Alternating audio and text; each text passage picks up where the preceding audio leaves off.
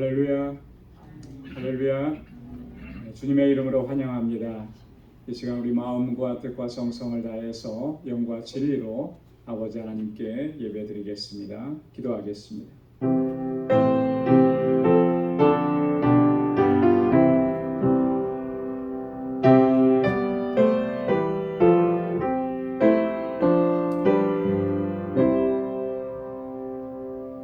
만군의 하나님이여, 우리를 돌이키시고 주의 얼굴빛을 비추사 우리로 구원을 얻게 하소서. 그리하면 우리가 주에게서 물러가지 아니하오리니 우리를 소생케 하소서. 우리가 주의 이름을 부르리이다. 만군의 하나님 여호와여, 우리를 돌이키시고 주의 얼굴빛을 비추소서. 우리가 구원을 얻으리이다. 아멘. 자비하시고 은혜가 풍성하신 하나님, 오늘도 주님의 보좌 앞으로 저희들을 이렇게 불러주시고 거룩하신 하나님 앞에 설 수 있도록 인도해 주시니 감사합니다. 나를 구원하시고 날마다 은혜 베푸시고 매일매일의 삶이 주님의 은혜로 충만한 삶을 살아가도록 인도하신 여호와 하나님께 우리의 마음을 다하고 힘을 다하고 뜻을 다하여 경배와 찬양과 예배 올려드리는 이 시간 되도록 도와주옵소서. 우리의 허물을 고백하오니 주의 십자가 보혈로 깨끗하게 씻어주시고 우리를 정결하게 하셔서 하나님 받으시기에 합당한 예배 주님께 올려드릴 수 있도록 이 시간 우리를 주장하여 주옵소서. 우리의 예배를 받아 주옵시고 예비하신 주님의 은혜와 평강으로 덧입혀 주옵소서. 예수님의 이름으로 기원하옵나이다.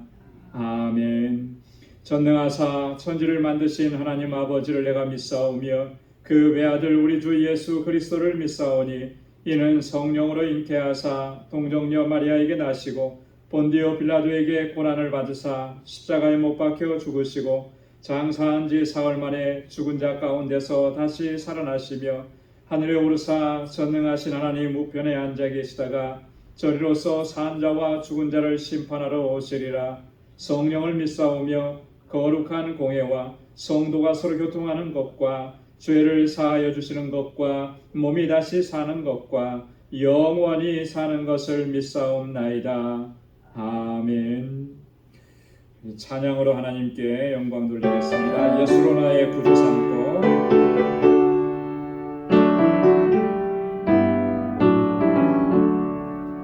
예수로 나의 구주 삼고 성령과 피로서 거듭나니 이 세상에서 내 영혼이 하늘의 영광 누리도다.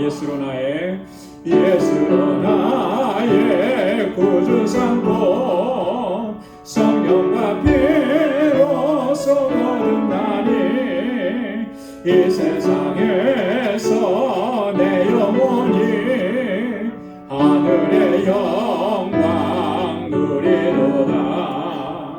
이것이 나의 간증이요 이것이 나의 찬송일세.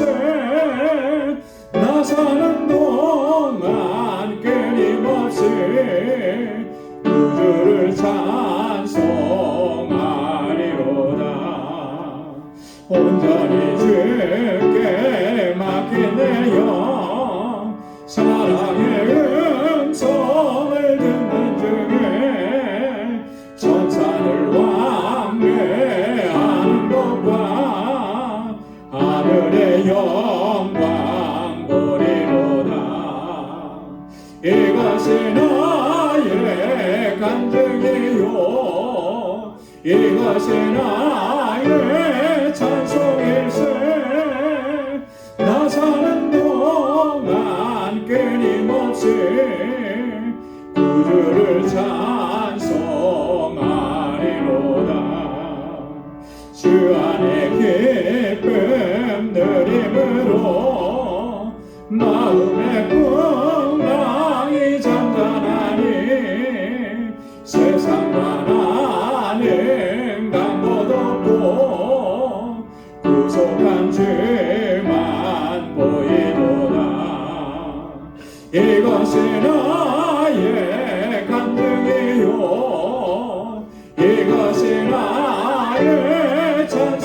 일생 나 사는 동안 끊임없이 구주를 찬송하리로다. 주 안의 기쁨 주 안의 기쁨 드림으로 마음의 풍랑이 잠잠하니 세상과 나는 감도 없고 구속한 주만 보이도다. 이것이 나의 간증이요 이것이 나의 찬송일세 나 사는 동안 끊임없이 구주를 찬송하리로다. 이것이 나의 간증이요 이것이 나의 찬송일세 나 사는 동안 끊임없이 구주를 찬송하리로다.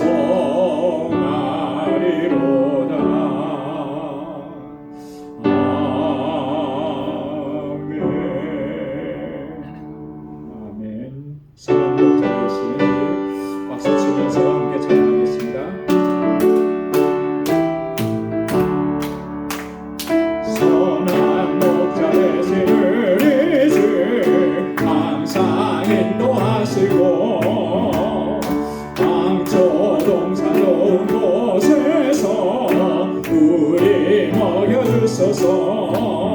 선한 목자 구세주여 항상 인도하소서.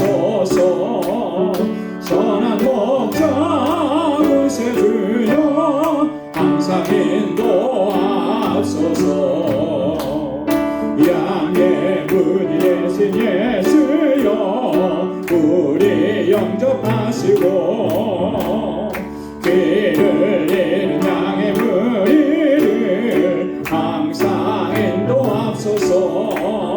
선한 목자 구세주여 기도 들어주소서. 선한 목자 구세주여 기도 들어주소서. 힘이 많고 약한 우리도 용납하여 주시고 주의 넓고 크신 은혜로 자유 얻게 하셨네. 선한 목자 구세주여 지금 나아갑니다. 선한 목자 구세주여 지금 나아갑니다. 일찍 주의 뜻을 따라서 살아가게 하시고 주의 크신 사랑 베푸사 주를 쫓게 하소서. 선한 목자 구세주여 항상 인도하소서. 선한 목자 구세주여 항상 인도하소서. 1절요. 선한 목자 되신 우리 주 항상 인도하시고 방초동산 좋은 곳에서 우리 먹여주소서. 선한 목자 구세주여 항상 인도하소서. 선한 목자 구세주여 항상 인도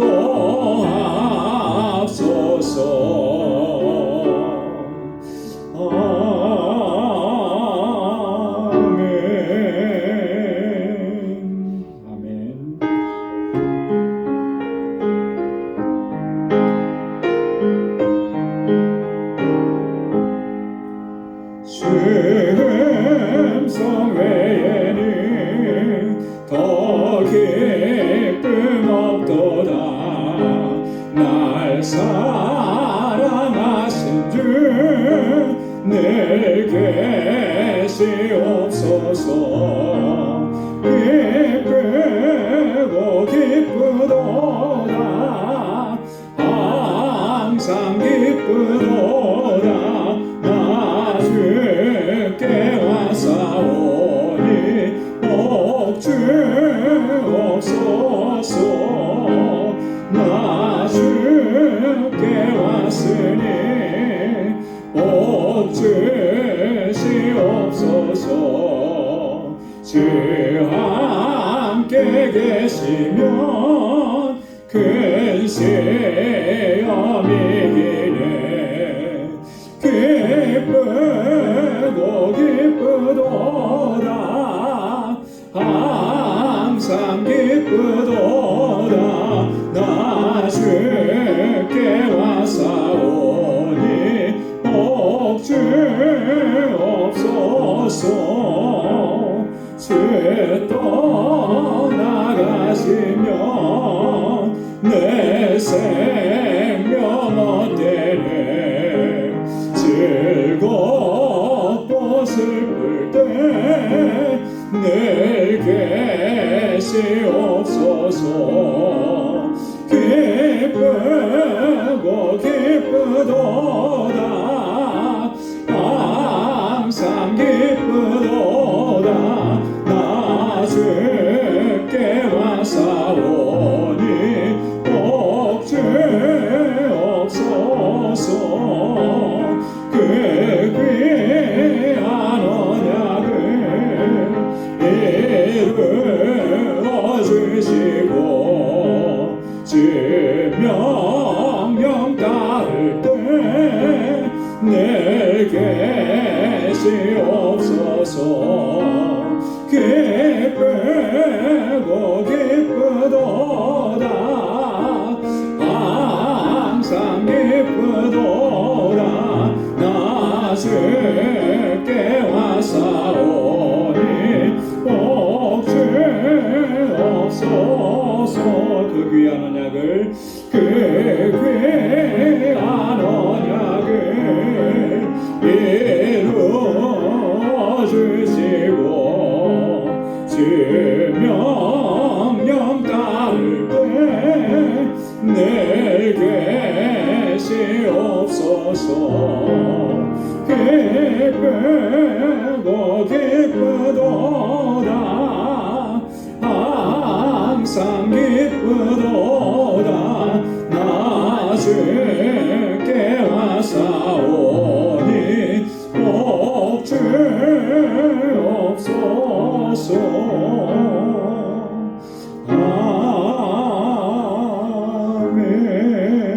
아멘.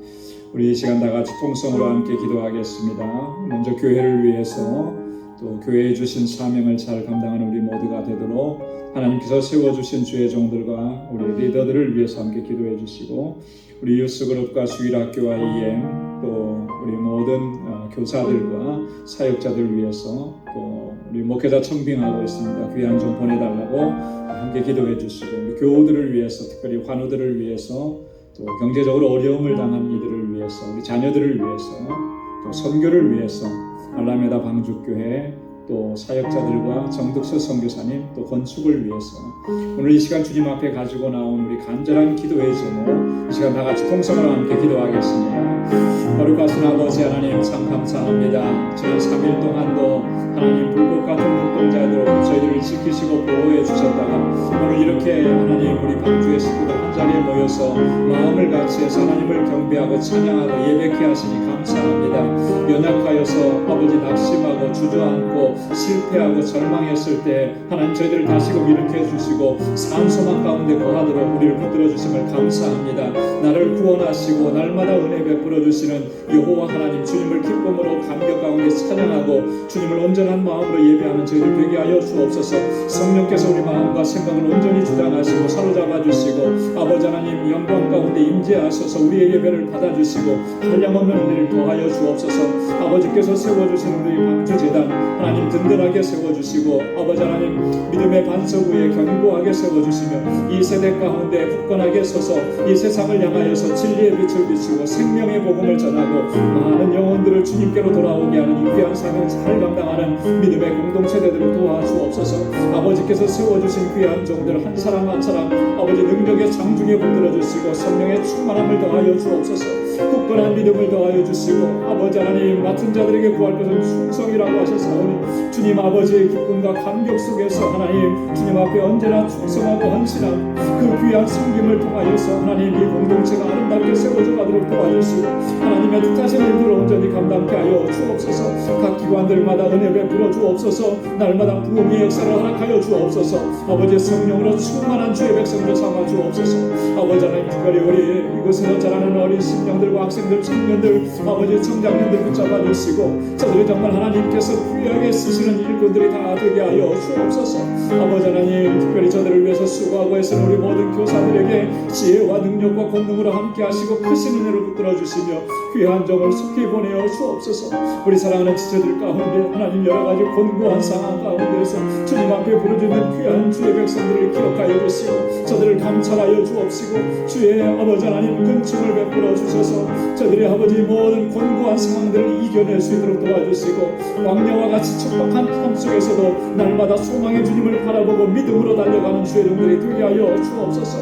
특별히 아버지 하나님 신의 질병 가운데 하나님 고통하며 신음하는 주님의 자녀들을 만져주시고 우리 연로하신 어르신들을 붙잡아 주시사 하늘의 소망을 두고 믿음으로 끝까지 달려갈 수 있도록 도와주옵소서. 우리 가정이 평안하게 하옵시고 저들의 손으로 하는 모든 일들이 복되게 하여 주시고 하나님의 허락해 주신 믿음의 기업들을 든든하게 지켜 주옵소서. 이 시간도 아버지 주님 앞에 나와서 간절하게 간구하는 주의 종들의 기도마다 주님의 선하신 응답을 허락해 주시고 모든 선교사님들을 강건하게 붙잡아 주시사 아름다운 사역위에 귀한 열매가 가득하게 하시며 달라메다 방주교회 하나님 주님께서 세우셨사오니 능력으로 역사해 주시고 주의 종들에게 권능을 던지려 주옵시고 아버지 하나님 방주교회 하나님 건축을 시작하여 사오니 하나님 아름다운 성전이 아버지 하나님 그곳에 세워져서 수많은 영혼들을 구원하는 구원의 방주가 되도록 인도하여 주옵소서. 오늘도 주님 앞에 섰습니다. 주님 우리를 붙들어 주시고 은혜로 채워 주옵소서. 아버지 하나님 주의 말씀 앞에 겸비하게 서게 도와주시고 주님의 말씀이 우리의 심령을 움직이며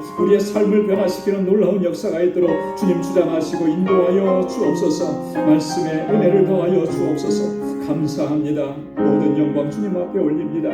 예수님의 이름으로 간절히 기도드리옵나이다. 아멘. 귀한 은혜 더해 주실 줄로 믿습니다. 이제 우리 말씀으로 함께 또 은혜 받는 시간입니다. 우리 오늘 함께 묵상할 말씀은 로마서 제14장 1절에서 12절까지 말씀입니다. 로마서 제14장 1절에서 12절 우리 한 절씩 교독하겠습니다. 믿음이 연약한 자를 너희가 받되 그의 의심하는 바를 비판하지 말라. 어떤 사람은 모든 것을 먹을 만한 믿음이 있고 연약한 자는 채소를 먹느니라. 먹는 자는 먹지 않는 자를 없인 여기지 말고 먹지 못하는 자는 먹는 자를 판단하지 말라. 이는 하나님이 저를 받으셨음이니라. 남의 아인을 판단하는 너는 누구며 선한 것이나 나쁜 것이 지 주인에게 있음에 저가 사용을 받으리니 이는 저를 씌우시는 분들이 주께 있음이니라.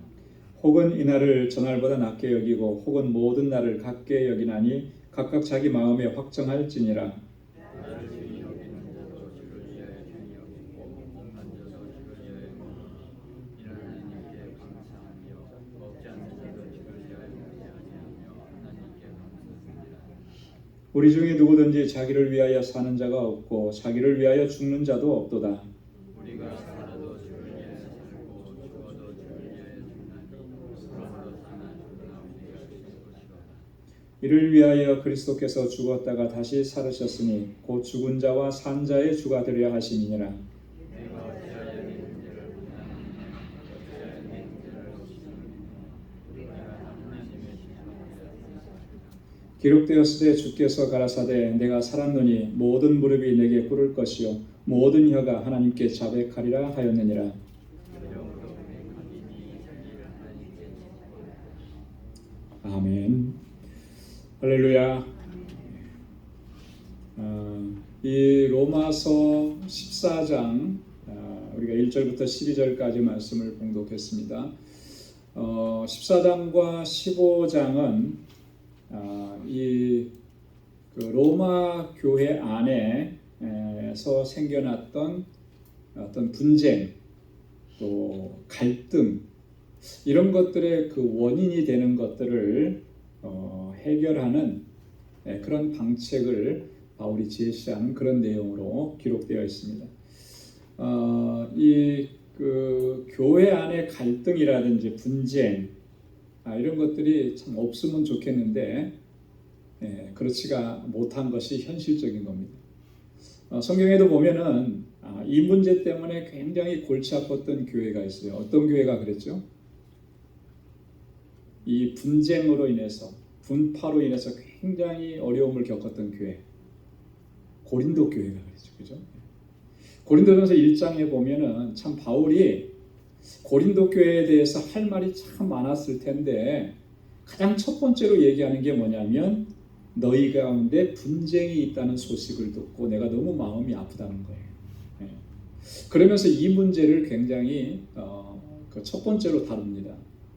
바울이 그 문제를 첫 번째로 다뤘다라고 하는 것은 그게 그만큼 심각하다라고 하는 얘기죠.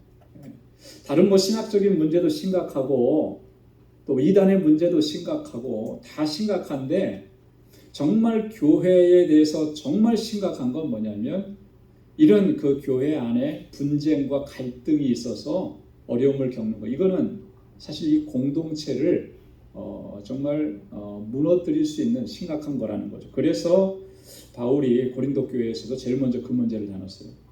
그 고린도전서 1장에 보면 고린도 교회는 최소한 몇 개의 분파로 나누어져 있느냐 하면 4개의 분파로 나눠져 있어요. 바울이 언급한 것만 봐도 4개나 돼요. 그게 어떤 파였었죠? 기억나십니까? 너무 깜깜해요. 그죠? 이런 거는 기억을 하고 있어야 되는데 4개의 분파인데 그 첫째는 바울파예요. 여기서 나는 바울에게 속했다 이렇게 주장하는 사람. 또 한 분파는 어디냐면 아볼로파예요. 나는 아볼로에게 속했다.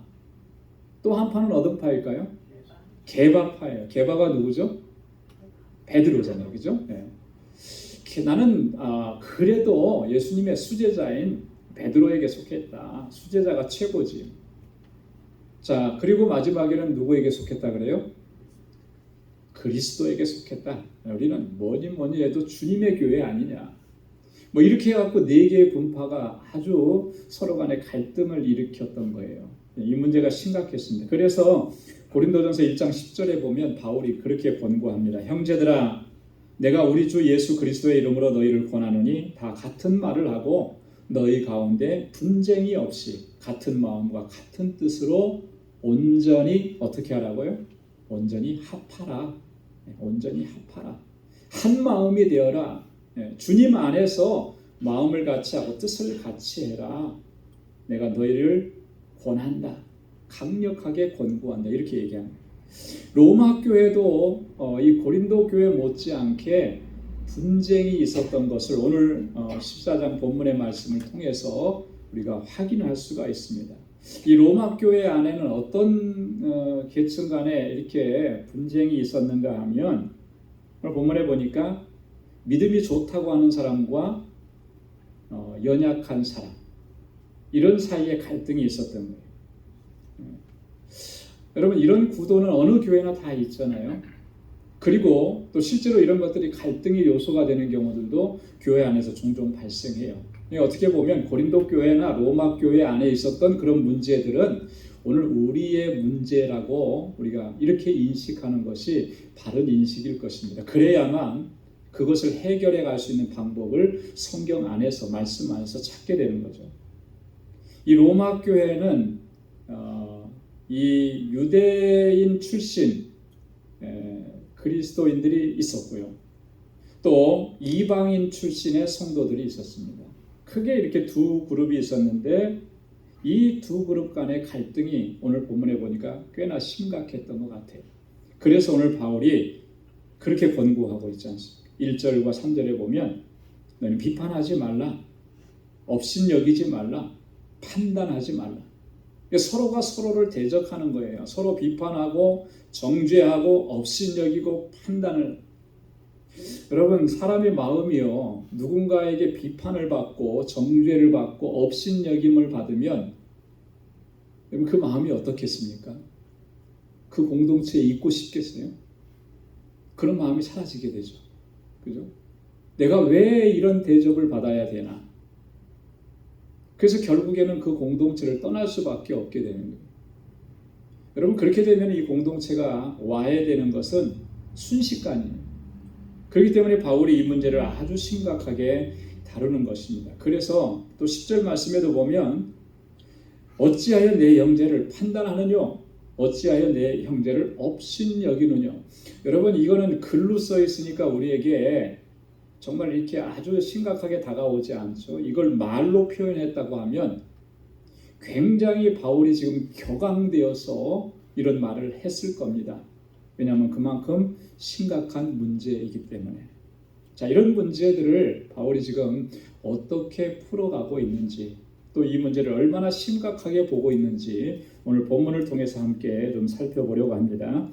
자, 먼저 1절과 3절에 보면 비판하지 말라, 업신여기지 말라, 판단하지 말라 그렇게 했는데요. 1절에서 3절까지 말씀을 우리 다시 한번 한 목소리로 봉독해 보겠습니다.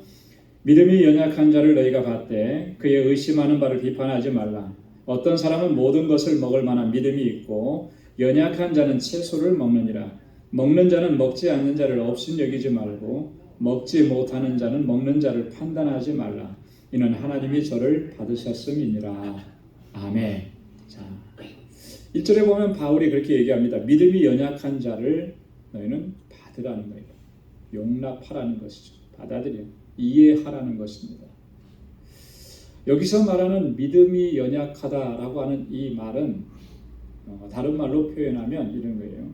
예수 그리스도께 대한 신뢰와 의존도가 정말 조금 연약한 그런 지체들을 얘기하는, 같이 공동체 안에서 예수 그리스도를 믿는 그 믿음은 분명한데, 예수님이 나의 구원자이시라고 하는 것은 분명해요. 그 고백은 분명한데, 그러니까 공동체 안에 같이 있는 거죠. 그런데 신뢰하는 정도는 좀 약한 거예요. 그래서 자주 넘어지기도 하고 실패하기도 하고 이런 모습을 보이는 것을 의미합니다. 성경에도 보면 예수님께서 제자들에게 또 책망하실 때 이런 표현들을 종종 썼어요. 그렇죠? 어떤 말이냐면 너희 믿음이 적은 연고이니라, 이런 말씀을 하셨습니다. 어떤 일을 주님께서는 하셨는데 왜 우리는 그것을 할 수가 없습니까? 이렇게 제자들이 반문하니까 주님께서 하신 말씀이 뭐냐면 너희 믿음이 적은 연고니라. 그러니까 제자들의 적은 믿음, 연약한 믿음을 주님께서 책망하셨던 적이 있죠. 믿음이 적은 자여 왜 의심하느냐, 그렇게 말씀하신 적도 있어요. 자, 그러니까 믿음의 정도라고 하는 것, 주님의 권능을 의지하고 신뢰하고 온전히 의탁하는 그 정도는 서로 다를 수가 있다라고 하는 거죠, 공동체 안에. 근데 그 연약한 자를 받아야 된다는, 용납해야 된다. 정죄하고 비판하고 업신여겨서는 안 된다라고 하는 것이죠. 여러분, 믿음이 연약하다라고 하는 말은 다른 말로 얘기하면은 이런 표현일 겁니다. 의심하는 바가 많다라고 하는 거예요. 의심하는 바가.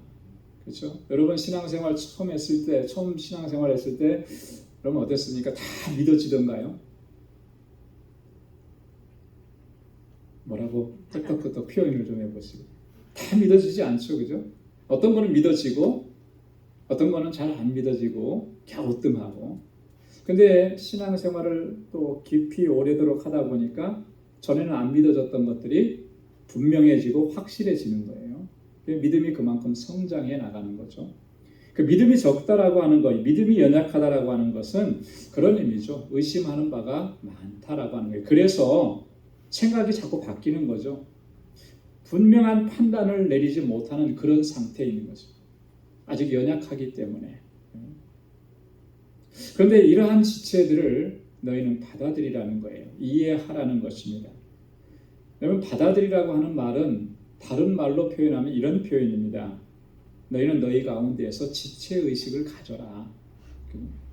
너희가 한 지체고 한 공동체라고 하면, 한 가족이라고 이해한다면 못 받아들일 게 없잖아요.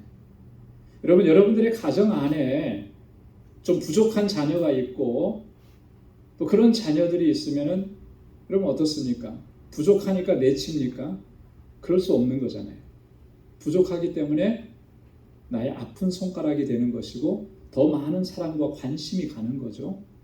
가정 안에서는 그런 일들이 일어나는데 왜 교회 공동체 안에서는 영적인 가정이라는데 그런 일들을 할 수 없느냐는 거예요. 그럼 뭔가 나에게 문제가 있는 거죠. 우리에게 문제가 있는 거예요. 내가 정말 지체의식과 가족이라고 하는, 그리스도 안에서 한 가족이라고 하는 이 인식을 분명하게 하고 있지 못하다라고 하는 그런 것을 반증해 주는 거예요. 그래서 바울이 여기서 너희가 받으라라고 하는 말은 너희 가운데 이 지체의식을 분명하게 보여라. 그거 가져야 된다. 이것을 권고하는 겁니다. 그러니까 너희가 비판하고 정죄하고 판단하는 거 여전히 너희가 뭐 대단하고 뭐 너희가 뭐 믿음이 좋다고 하는데 결코 그런 게 아니라고 하는 것이죠. 2절 말씀에 보니까 어떤 사람은 모든 것을 먹을 만한 믿음이 있고 연약한 자는 채소를 먹느니라 그랬습니다. 그렇죠. 어떤 사람은 모든 것이 다 가능한 거예요. 근데 어떤 사람은 가능하지 못해요. 그래서 채소만 먹고. 여러분 이 얘기를 왜 하느냐면 모든 것을 먹을 만한 믿음이 있고 어떤 사람은 채소만 먹고 이런 얘기를 왜 하느냐면 배경은 이런 겁니다. 이 고기를 먹는 문제, 초대교회 안에는 이게 항상 이슈가 됐어요. 고린도 교회에서도 마찬가지고. 여러분 고기를 드실 때 여러분 거리낌이 있으세요? 소고기니까 먹고 돼지고기니까 못 먹고 뭐 이런 일이 있습니까 지금? 오리고기니까 못 먹고 뭐 닭고기니까 먹고 이런 일이 있어요? 없잖아요, 그죠? 근데 초대교회에는 이게 고기를 먹는 게 문제가 된 거예요. 왜 그랬습니까? 그때 당시에 시장에서 파는 모든 고기들은요, 대부분이 거의 한 10중 8구는 이방 신전에 제물로 드려졌던 고기가 그것이 시장에 나와서 판매가 됐던 거예요. 그러니까 시장에서 팔고는 있지만 저 고기가 대부분은 다 신전에 바쳐졌던 고기, 우상의 제물이 되었던. 자, 그러니까 어떤 사람은 그런 거죠. 어떻게 우상의 제물로 드려졌던 것을 우리가 먹을 수 있겠느냐? 그건 먹으면 안 된다. 이렇게 주장하는 사람이 있고, 그래서 이 사람은 고기를 아예 안 먹어요. 고기 안 먹으면 뭐만 먹어야 돼요? 채소만 먹는 거예요. 채소만. 자기가 원해서 베지테리언이 되는 게 아니고 어쩔 수 없는 상황 때문에 그렇게 되는 거예요.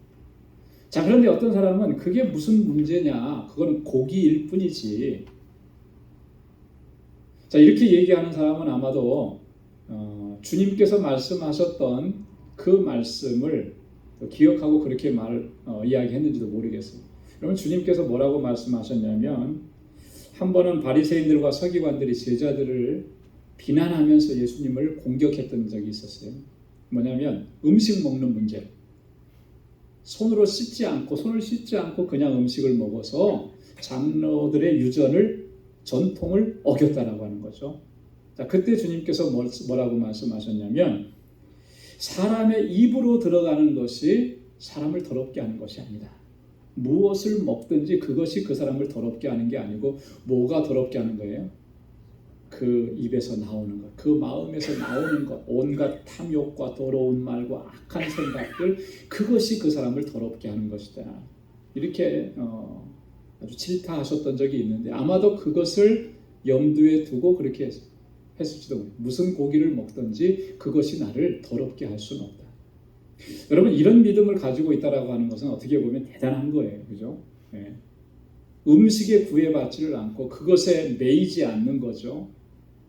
그게 어떻게 보면은 또 바른 그런 생각일 수 있어요. 그런데 문제는 뭐냐면 그것 때문에 서로 업신여기고 비난하고 정죄하고 그런 일들이 발생을 했다라고 하는 거예요.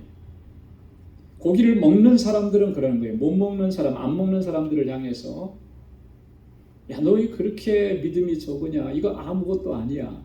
이렇게 얘기를 하는 거죠. 고기를 안 먹는 사람은 고기를 먹는 사람에 대해서 봐라 성경에 그걸 먹지 말라고 되어 있는 건데 우상의 제물을 먹으면 너도 더럽혀지는 거야. 이렇게 비난하고 정죄하는 거예요. 여러분 이런 문제는요. 끝나지 않아요. 끝나지 않아요. 그렇죠? 이 싸움이 끝나겠습니까? 끝나지 않아요. 근데 신학적으로 보면 이런 주장은 오래전에도 신학자들이 논쟁이 되어 있습니다. 이런 거를 아디아포라 논쟁이라고 해요. 아디아포라 논쟁. 이게 뭐냐면 그건 구원과는 상관없는 논쟁이에요. 여러분 고기를 먹고 안 먹고 그것이 구원과 상관이 있습니까? 없는 거예요. 그죠? 여러분 우리의 구원은 무엇으로 이루어지는 거죠? 어떤 고기를 먹었느냐, 어떤 고기를 안 먹었느냐, 부정한 고기를 먹었느냐, 아니냐, 뭐 돼지고기를 먹었느냐, 소고기를 먹었느냐, 이런 것 때문에 결정되는 게 아니에요. 자, 요즘 시대로 좀 바꿔 말하면 아마 이렇게 비유해요. 현대교회 안에서 어떤 사람이 교회 다니면서도 술을 마셔요. 술을 못 끊었습니다. 그럼 여러분 어떻게 얘기해요? 어떤 사람들은 보면 어떻게 교회 다니는 사람이 술을 못 끊고 너 술 마시는 거 보니까 아직도 구원받지 못한 게 분명해. 이렇게 정죄하는 사람들이 있다. 여러분들은 어떻게 생각하세요? 그 문제가 그렇게 정죄할 수 있는 문제인가? 만약에 그게 그렇게 정죄할 수 있는 문제라고 하면 우리는 구원에 대해서 뭔가 대단히 잘못 이해하고 있는 거예요. 왜냐하면 우리가 구원받은 것은 내가 술 먹었느냐 안 먹었느냐 뭐 담배를 피고 있느냐 안 끊었느냐 이런 걸로 인해서 결정된 것이 아니라 뭐로 결정된 거예요? 예수 그리스도를 나의 구원자로 믿는 그 믿음으로 말미암아 얻게 된 거예요. 그거 외에는 다른 것이 없어요. 내가 선하게 살았느냐 악하게 살았느냐 그것이 결정되어진 게 아니라고 하는 거예요. 남들 열심히 도와주면서 살았느냐 아니면은 남의 것을 훔치고 도둑질했느냐 그것으로 결정되어진 게 아니라는 것이죠. 예수 그리스도를 나의 구원자로 믿었느냐 믿지 않았느냐 그것이 유일한 구원의 근거인 것입니다. 그 이후에는 삶이 따라가는 거죠. 삶이 따라가는 거예요. 구원받았기 때문에 덕이 안 되는 것, 유익하지 못한 것은 절제하는 거예요. 그래서 예수 믿고 구원받은 사람들에게 신앙생활하는 사람에게 덕이 안 되는 일들을 하면 안 된다라고 하는 것을 강조하는 것이 바로 그런 이유인 것입니다. 자, 그런데 이 본질은 놔두고 이런 비본질적인 것들 가지고 다투고 싸우는 것, 이런 논쟁을 아디아포라 논쟁이라고 해요. 초대교회가 고기 먹는 문제 갖고 싸웠던 것이나 오늘날 술, 담배 하느냐 안 하느냐 이런 것 갖고 싸우는 것이나 다를 바 없다라고 하는 것이죠. 바울이 그래서 오늘 이 본문을 통해서 이 문제를 분명하게 지적하고 가는 것입니다. 그래서 바울이 권고하기를 너는 비판하지 말라, 정죄하지 말라, 판단하지 말라, 업신여기지 말라 이렇게 이야기하는 거예요. 여러분 비판하고 업신여기지 말고 판단하지 말아야 하는 이유가 뭐냐면 오늘 2절에서 말씀하고 있는 것처럼 첫째는 믿음의 다양성 때문에 그래요. 그죠? 여러분 믿음의 상태가 다 다양한 겁니다. 서로 다른 거예요. 다 모두가 과정 중에 있는 것입니다. 어떤 사람은 한 발 먼저 갔을 수 있고 어떤 사람은 한 발 늦게 갈 수도 있는 거예요. 그것을 인정해야만 서로가 판단하고 정죄하는 일을 하지 않게 된다라고. 자, 그런데 더 중요한 거 있습니다. 3절에 뭐라고 얘기하냐면 하나님께서 저희를 받으셨다라고 하는 거예요. 어떤 사람이 A라는 사람이 B라는 성도를 정죄하고 비판할지 모르지만 그도 하나님께서 용납하시고 받으신 사람이라고 하는 거예요. 여러분 하나님께서 받으셨는데 하나님께서 용납하셨는데 하나님께서 영접하시고 아무 조건 없이 그를 사랑하셨는데 우리가 무슨 자격으로 그를 비판하고 정죄하고 업신여기겠습니까? 그럴 수는 없는 거죠. 그럴 수는 없는 거예요. 만약 우리가 그런데도 불구하고 그런 일을 행하고 있다면 여러분 이건 하나님 앞에 심각한 죄인 거예요. 어떤 죄입니까? 하나님의 주권에 도전하는 죄가 된다는 겁니다. 하나님께서 받으신 사람을 향해서 그를 정죄하고 판단하고 비판하는 것, 그건 결국에는 하나님을 대적하는 행위라는 거예요. 4절 말씀해 보니까 한 가지 비유를 들어서 설명을 합니다. 뭐냐면 하나님의 주권에 대해서.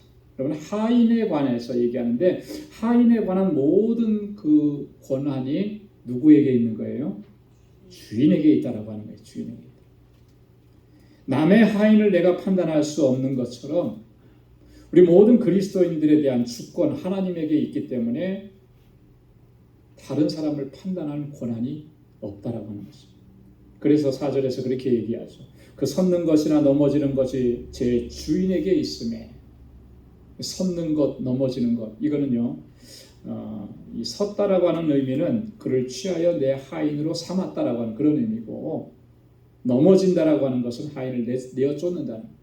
그러니까 저 사람, 어떤 사람은 하인을 돈 주고 사서 내 종으로 삼든지, 아니면 더 이상 종으로 필요가 없으니까 그를 내보내든지, 이 모든 것이 다 누구의 결정이냐면 주인의 권한이라고 하는 것이죠. 저를 세우는 권능이 누구에게 있다고요? 주인에게 있다라고 하는 거예요. 그런데 하물며 주인의 권한인 것을 내가 무슨 권리로 그렇게 할 수 있겠느냐? 우리 한 사람 한 사람에 대한 성도에 대한 주권은 누가 가지고 계신 거예요? 하나님이 가지고 계신 거예요. 하나님께서 이렇게 하시기도 하고 저렇게 하시기도 하고, 그 하나님의 주권에 피조물인 우리가 택함을 받은, 우리도 택함을 받은 존재인데 우리가 어떻게 감히 거기에 대해서 말할 수 있겠느냐. 그리고 6절에 보면은 판단하고 정죄할 수 없는 이유가 모든 것이 다 주를 위한 것이기 때문이다. 그렇게 바울은 설명합니다. 자, 6절 말씀을 한번 같이 읽어보겠습니다. 시작. 나를 중히 여기는 자도 주를 위하여 중히 여기고 먹는 자도 주를 위하여 먹으니 이는 하나님께 감사하며 먹지 않는 자도 주를 위하여 먹지 아니하며 하나님께 감사하느니라. 아멘. 자, 모든 것이 다 누구를 위한 거예요? 주님을 위한 것이기 때문에. 하나님께 영광 돌리는 일이기 때문에, 하나님께 감사하는 일이기 때문에 비판하고 판단하고 없이는 여기는 일, 이런 일들은 철저하게 금해야 한다라고 하는 것이 바울의 권고인 것입니다. 여러분, 고린도전서 10장 30절 31절에서 바울이 아주 중요한 교훈을 주고 있습니다. 여기 한번 같이 읽어볼까요? 시작. 만일 내가 감사함으로 참여하면 어찌하여 내가 감사하다는 것에 대하여 비방을 받으리요. 그런즉 너희가 먹든지 마시든지 무엇을 하든지 다 하나님의 영광을 위하여 하라. 아멘. 먹든지 마시든지 무엇을 하든지 다 하나님의 영광을 위해서 하라 하는데요. 우리의 삶의 모든 것들이 하나님의 영광을 위해서 하는 일이라면 그것이 비난하고 정죄하고 판단할 수 있는 일이 아니라고 하는 것을 이야기하는 것입니다. 여러분, 그렇기 때문에 우리가 가장 먼저 나 자신부터 살펴봐야 하는 것은 그런 거예요. 누군가를 정죄하고 판단하기 이전에 나의 모습부터 살펴보는 거죠. 그래서 내가 지금 하는 일들이 정말 내가 감사하면서 기쁨으로 이렇게 감당하는 일인가, 또 이 모든 일들이 하나님의 영광을 위해서 하는 일인가 라고 하는 것을 살펴봐야 합니다. 그리고 그 공동체 안에서 정말 이 모든 일들이 하나님의 영광을 위한 일인가 라고 하는 것을 살펴보는 것은 너무나 중요하다라고 하는 것입니다. 골로새서 2장 16절에도 보면 그러므로 먹고 마시는 것이나 월삭이나 안식일을 인하여 누구든지 너희를 평론하지 못하게 하라. 이 모든 것들로 인해서 남을 헛듣고 비난하고 정죄하는 말을 하지 못하도록 하라라고 하는 거예요. 여러분, 우리가 교회 공동체 안에서 정말 경계하고 조심해야 되는 일들은 바로 이런 문제들인 것입니다. 어떤 일이 있으면은요, 그 일을 한 마음이 되어서 협력해서 함께 이뤄가야 돼요. 내가 맡은 일이 아니라고 해서, 내가 하는 일이 아니라고 해서 정죄하고 비판하고 판단하는 일들이 이 공동체 안에서는 결코 있어서는 안 돼요. 그런 일들이 생겨나는 것, 그것 자체가 공동체를 와해시키는 일이에요. 제가 오늘 이렇게 어떤 기사를 보다가 한국에 있는 큰 교회인데 그 교회 목사님이 아마 좀 그 루머에 좀 많이 시달렸던 것 같아요. 루머에 시달려서 정말로 스트레스 많이 받고 목회를 정말 감당해내기가 힘들 정도로 나중에는 안 되겠으니까 이제 법적인 대응까지 이렇게 가는 상황까지 됐는데 그 전말에 대한 것을 쭉 기록을 해놨어요. 결론이 보니까 뭐냐면 본인이 교회에 대해서 섭섭했던 일 때문에 없는 말을 만들어낸 거예요. 그래서 그 담임 목사님을 비방하고 정죄하고 이런 말들을 한 건데 누군가의 대화 속에서 그런 일들이 있는데 그것이 외부로 유출되면서 문제가 커졌던 거예요. 나중에는 이분이 가서 정말로 전심으로 진심으로 사과를 했다고 그러더라고요. 그래서 교회 측에서도 그것을 문제 삼지 않고 어떤 문제가 내가 섭섭한 일이 생기니까 이게 그 섭섭한 마음을 폭발시키기 위해서 있지도 않은 것, 하지도 않은 것, 없었던 것들을 있는 것처럼 만들어서 비판하고 정죄하는 거예요. 여러분 그러면은 내가 속이 좀 시원할 것 같지만 그 일로 인해서 교회 공동체가 얼마나 큰 어려움을 겪느냐라고 하는 거예요. 여러분 그런 걸 좋아할 사람은 좋아할 존재는 누가 있겠어요? 사탄만 그런 일 좋아하는 거죠. 그죠? 여러분 우리 공동체 안에서는 결코 이러한 일들이 일어나서는 안 되는 것입니다. 그래서 우리가 항상 조심하고 주의해야 돼요. 누군가를 비판하고 판단하는 일은 참 쉬워요. 사람의 마음이 참 그래요. 그런 쪽으로 자꾸 흘러가요. 여러분 내가 그런 쪽으로 흘러가고 있다라고 하는 것은 나에게 심각한 영적인 문제가 있다라고 하는 것을 기억을 해야 합니다. 그것을 깨닫는 것이 은혜인 것입니다. 서로가 격려하고 서로 칭찬하고 또 서로를 세워주고 또 덕이 되고 유익을 끼치는 일, 그 일을 힘쓸 수 있는 우리 방주의 권속들 다 될 수 있기를 주님의 이름으로 축원합니다.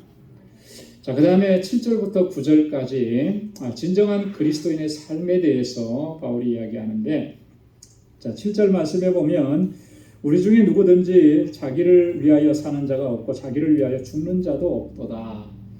여러분 우리 그리스도인의 삶이라고 하는 것은 그런 거예요. 자기를 위해서 살지 않는 거예요. 자기를 위해서 죽는 거 아니에요. 누구를 위해서 살고 누구를 위해서 죽어요? 그리스도를 위해서 살고 그리스도를 위해서 죽는 거예요. 그게 진정한 그리스도인의 삶인 것입니다. 그래서 우리의 삶이 정말 철저하게 그리스도 지향적인지를 늘 점검을 해봐야 되는 것입니다. 내가 지금 이 일을 하는 것이 주님의 영광을 위해서 하는 일인가? 주님께서 기뻐하시는 일인가? 아니면 이것이 내 기쁨을 위하고 내 만족을 구하는 것인가?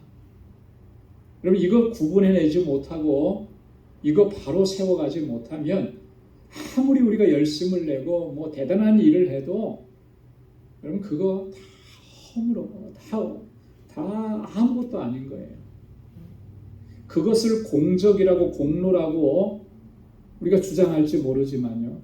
그건 마치 이런 것과 똑같아요. 집으로 지어놓은 집과 같은 거예요. 거기에 성냥불 하나, 성냥불 같은 시험 하나만 딱 떨어지면 그 집으로 지어진 집은 다 홀라당 다 타버리는 거죠. 그런 것과 똑같아요. 여러분 그리고 정말 이 나의 삶이 공동체 안에서 나의 어떤 이 신앙의 삶이 다른 지체들에게 어떻게 영향을 미치고 있는지 이걸 늘 살펴야 하는 것입니다. 누군가에게는 내가 지금 영향을 미치고 있어요. 그것이 선한 영향력이 되어야 하는 것입니다. 악한 영향력이 되어서는 결코 안 된다. 그러면 나도 죽고 그 영향을 받은 그 사람도 죽고 같이 죽는 거예요. 이런 일들이 결코 우리 가운데서 일어나서는 안 된다. 정말 성숙한 그리스도인들이라고 하면 우리가 정말 성숙한 그리스도인이라고 하면 나의 삶과 나의 신앙과 나의 교회 안에서의 봉사가 다른 지체에게 어떤 영향력을 미칠는지 항상 조심하고 주의하는 것입니다.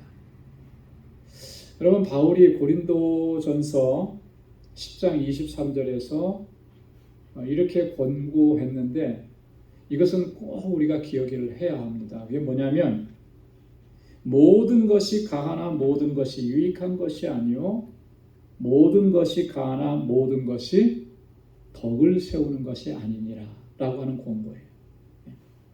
모든 것을 할 수 있죠. 그 자유가 우리에게 분명히 있습니다. 그런데 내가 할 수 있다고 해서 그것을 했다고 해서 그것이 과연 정말 이 공동체 안에 다른 사람들에게 유익한 것이 될 수 있느냐, 정말 그게 덕을 끼치는 것이 될 수 있느냐, 그렇지 않을 수도 있다라고요. 그래서 우리가 어떤 일들을 할 때, 어떤 말을 할 때 먼저 생각해야 될 것이 뭐라는 거예요. 아, 이게 정말 다른 지체들에게 덕을 끼치는 것인가?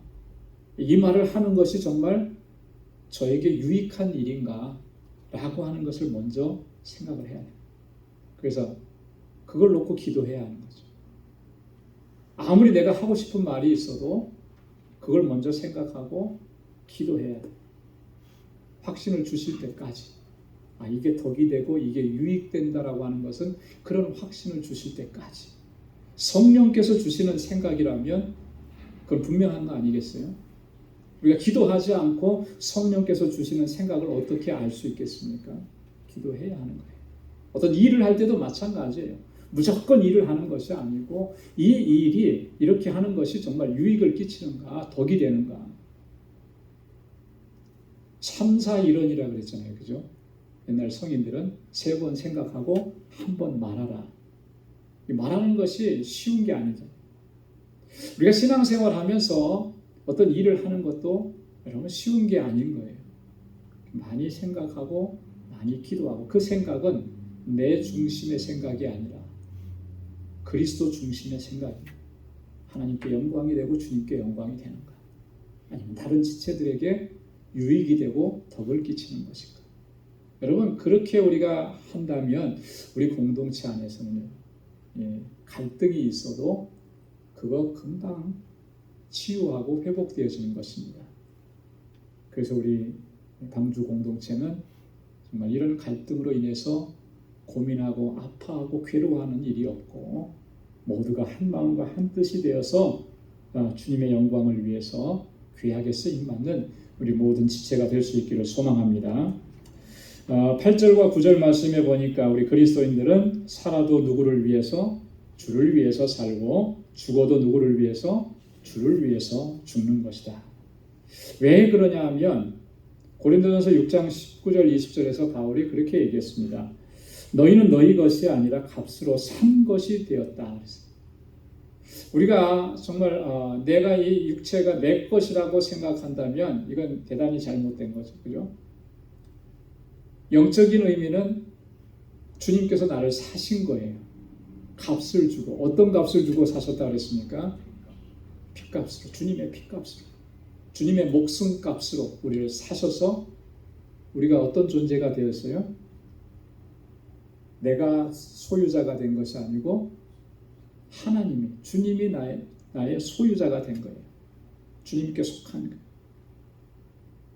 그래서 어떻게 보면 좀 이런 비유가 정확할지 모르지만 어떤 것을 돈 주고 사면은 그 사람의 소유가 되잖아요.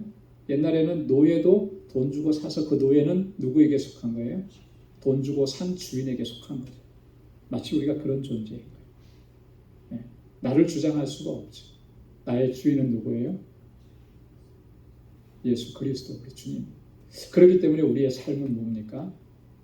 노예가 마치 주인을 위해서 살듯이 노예가 마치 주인을 위해서 죽어줄 수도 있듯이 우리는 주님을 위해 살고 주님을 위해서 죽는 그런 존재. 그것이 바로 그리스도인이라고 하는 거예요.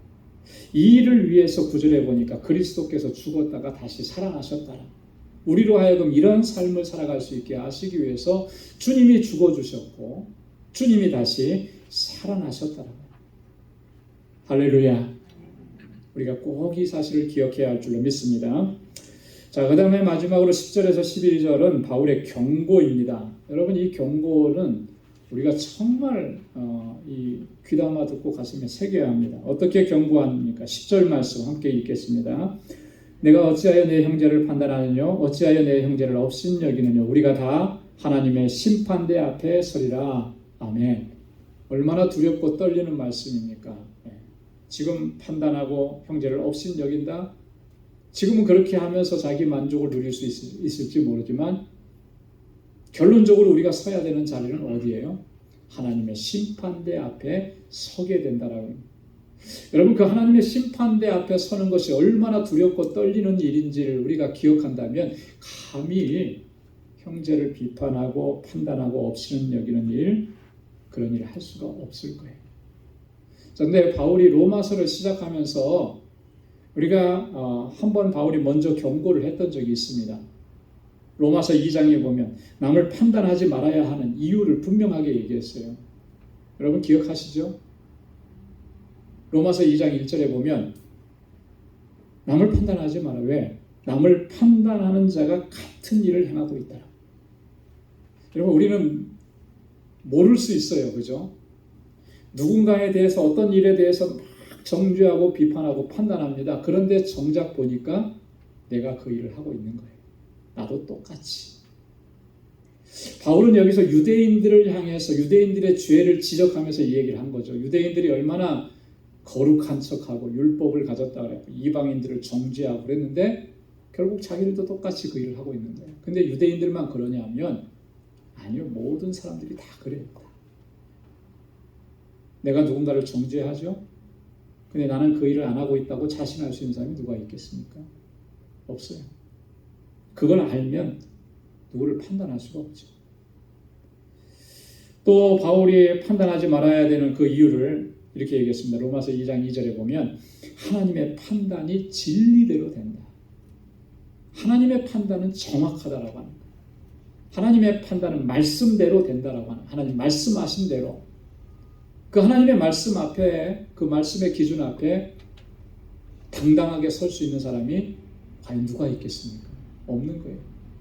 그런데도 우리가 누군가를 판단하고 정죄하고 업신여긴다? 그러면 문제가 심각한 거죠. 누구도 예외 없이 하나님의 심판대 앞에 서게 된다라고 하는 것. 여러분 우리가 그것을 기억해야 합니다.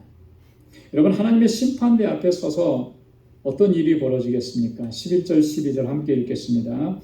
기록되었으되 주께서 가라사대 내가 살았노니 모든 무릎이 내게 꿇을 것이요 모든 혀가 하나님께 자백하리라 하였느니라.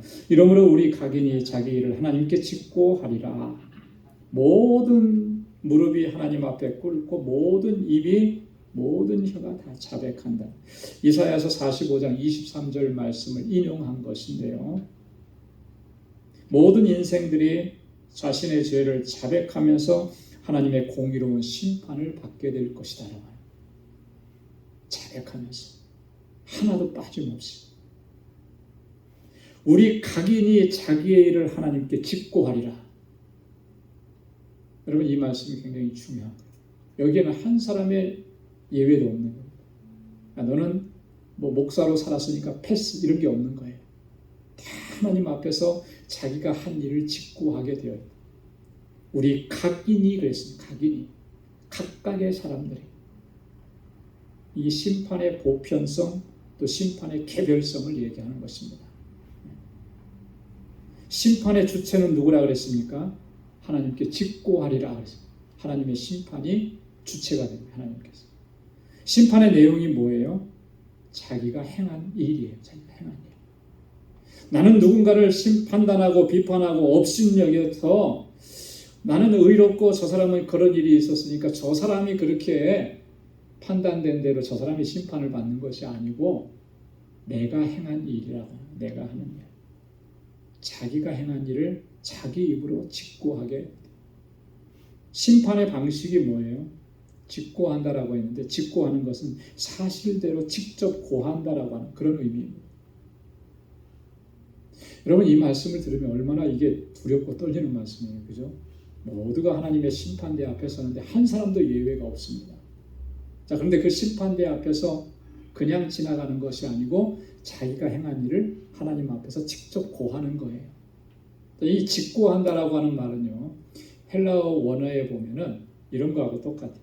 마치 요즘으로 말하면 어떤 단체나 이런 데서 우리 교회에서도 하는데 연말에 회계보고 하기 전에 뭐 하죠? 감사를 받잖아요. 그죠? 감사. 자, 그러면 감사는요, 두 눈을 아주 크게 뜨고 하나하나 다 살피는 거예요. 뭐가 잘못된 것이 없나? 다 살피는. 그렇게 회계장부를 감사 받듯이 그렇게 하나님 앞에서 하나도 빠짐없이 스스로의 입으로 자백하게 된다. 자, 그때 우리가 뭘 고백할 수밖에 없고 뭘 직구할 수밖에 없겠습니까? 남을 판단하고 비판하고 정죄했던 것도 다 내 입으로 그렇게 얘기할 수밖에 없다. 그랬을 때 우리의 모습이 어떨까? 두렵고 떨리지 않을 수가 없는 거예요. 바울이 지금 이만큼 심각하다라고 하는 것을 오늘 지금 로마 교회 성도들에게 이야기하고 있는 것입니다. 그러니 너희는 공동체 안에서 누굴 비판하고 정죄하고 업신여기고 이런 일들이 결코 있어서는 안 된다.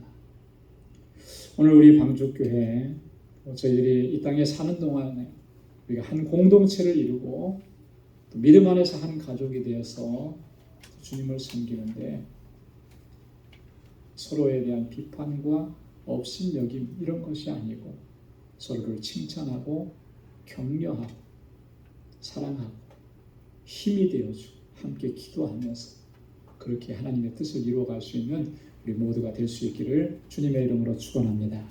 기도하겠습니다. 하나님 아버지 감사합니다. 오늘 이 저녁에도 저희들을 사랑하셔서 은혜 주시고자 하나님 이렇게 주님 앞에 불러주시고 찬양하게 하시고 마음을 같이 해서 기도하게 하시고 오늘 하나님의 귀한 말씀을 또 가슴에 새길 수 있도록 인도해 주시니 감사합니다. 오늘 바울을 통해서 주신 이 교훈의 말씀 늘 가슴에 새기며 하나님 이 공동체 안에서 우리의 지체들을 아름다운 사랑과 섬김으로 서로를 격려하고 위로하면서 그렇게 섬기고 하나님의 뜻을 이루어갈 수 있는 저희들이 되게 하여 주옵소서. 이 공동체 안에서는 하나님 상처 입은 영혼들이 생기지 않도록 주님 주장하여 주옵시고 오히려 상처를 싸매어주고 그 눈물을 닦아주고 용기 잃은 자를 일으켜 세워주고 하나님 함께 손을 맞잡고 주님 우리 믿음의 여정을 달려가고 주신 사명을 잘 감당할 수 있는 그런 공동체가 되도록 주님 인도하여 주옵소서. 이제는 우리 주 예수 그리스도의 무한하신 은혜와 하나님 아버지의 크고 놀라우신 사랑과 성령의 위로 교통 충만하심의 역사가 주님께서 주신 은혜대로 섬기며 하나님의 뜻을 이루어가기로 결단하는 우리 방주의 모든 믿음의 권속들과 저들의 가정, 직장, 생업의 터전과 학업 위에 이제로부터 영원까지 함께 하시기를 간절히 축원하옵나이다. 아멘.